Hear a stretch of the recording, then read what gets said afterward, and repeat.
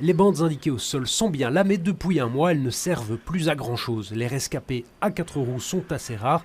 Ce skateboard, par exemple, mais vous en conviendrez, le rythme est différent, plus lent et moins polluant.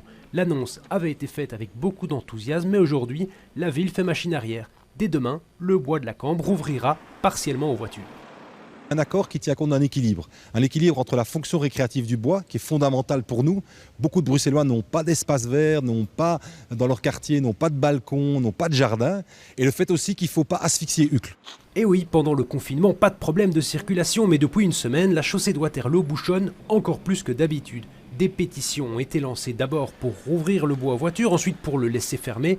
Finalement, un accord a été trouvé, la partie nord rouvrira demain, la partie sud, autour de Lac, restera fermée. Entre les deux, une zone tampon pour le parking, et le dimanche, tout le parc sera fermé, ça c'est comme avant. Pour autant, c'est déjà un grand soulagement pour de nombreux Uclois. Moi, je suis demandeur d'une réflexion de fond, d'une réflexion qui soit, je le disais, concertée, mais qui puisse s'inscrire aussi sur le long terme. Une solution sur le long terme, c'est ce qui est sur la table pour les prochains mois, pour que le bois de la Cambre devienne un Central Park à la bruxelloise, mais que la circulation reste fluide aux alentours.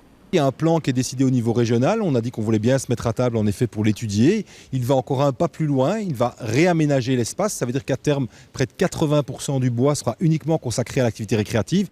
Dès septembre, l'avenue Diane pourrait par exemple devenir l'unique axe automobile du parc. Il serait alors mis à double sens. Une piste envisagée, mais rien n'est encore décidé. Affaire à suivre.